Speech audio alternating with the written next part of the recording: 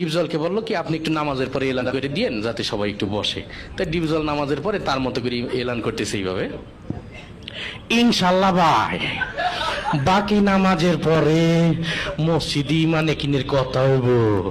ও মুসল্লি তোরা গলতে ববি, নাইলে কিন্তু সান্ডে মান্ডে কলজ করে দিব, কয়া দিবা লাছি। তা সবাই তো ভয়ে বসে গেছে, সর্বনাশ যেই লোক এলান করছে না বসলে তো খবরই আছে।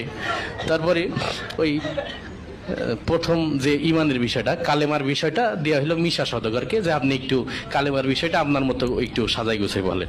তাই মিশা সওদাগর কালেমার বিষয়টা বলতেছে এইভাবে, আমরা দু চোখে যা কিছু দেখি আর না দেখে সব আল্লাহ সৃষ্টি মাখলুক। মাখলুক কিছু করতে পারে না আল্লাহর হুকুম ছাড়া, আর আল্লাহ সব কিছু করতে পারে মাখলুক ছাড়া। তাই যাই হোক সে তার মতো করে বলে গেল। তারপরে নামাজের বিষয়টা ডিপজলকে আবার দিল, যে আপনি একটু নামাজের বিষয়টা আপনার মতো করে বুঝাই বলেন। তা ডিপজল নামাজের বয়ানটা করতেছে এইভাবে, আল্লাহ রাসূল যেমতে যেমতে নামাজ পড়ছে আর সাহাবী শিখাইছে অমতেই নামাজ পড়তে হইব, বোঝো নাই মাসলাডা দুধু খা ওই নৌসাব নামাজ শিখাই দিবি। যাই হোক সে তার মতো করে বললেও। তারপরে জিকিরের বিষয়টা দিয়ে হলো কাবিলাকে, যে আপনি একটু আপনার মতো করে কি জিকিরের বিষয়টা একটু বুঝাই বলেন। তাই কাবিলা জিকিরের বয়ান করতেছে এইভাবে, ওর হালতে মাওলা পাকে জিকির তোমার দিলের ভিতরে টাস টাস দিয়ে বাজতে থাকবে।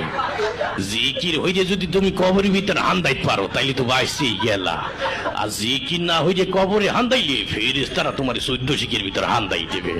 যাই হোক সে তার মতো করে বলে গেল। তারপরে একরামুল মুসলিমিন, মুসলমান পরস্পর হৃদ্যতা ভালোবাসা, এটা দিয়ে হইলো নায়ক ওমর সানিকে।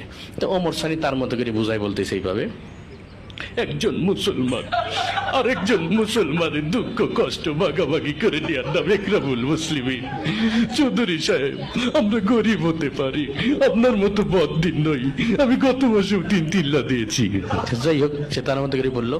এরপরে ওই সহিহ নিয়ত, আমরা যা কিছু করবো একমাত্র আল্লাহকে রাজি খুশি করার জন্য করব, এটা দেওয়া হইলো নায়ক মান্নাকে। মরহুম মান্না এসে তার বয়ানটা করতেছে এইভাবে, আমরা যা কিছু করব পৃথিবীর কোনো মানুষকে খুশি করার জন্য করব না, সবকিছু আল্লাহকে রাজি খুশি করার জন্য করব। যাই হোক সে তার মতো করে বলে গেল। এরপরে তাবলীগের বিষয়টা দেওয়া হলো নায়ক রুবেলকে। তাই নায়ক রুবেল তার মতো করে বলতেছে এইভাবে, আল্লাহর দিয়া জান, আল্লাহর দিয়া মাল, আল্লাহর দিয়া সময় নিয়ে আল্লাহর রাস্তায় বের হয়ে আল্লাহর দিয়া জান মাল সময় সঠিক মূল্যায়ন করতে হবে। আর জেনে রাখি শয়তান, তুই যদি আল্লাহর দিয়া জান, আল্লাহর দিয়া মাল, আল্লাহর দিয়া সময় সঠিক মূল্যায়ন না করিস তুই বেঈমান হয়ে মারা যাবি, বেঈমান হয়ে মারা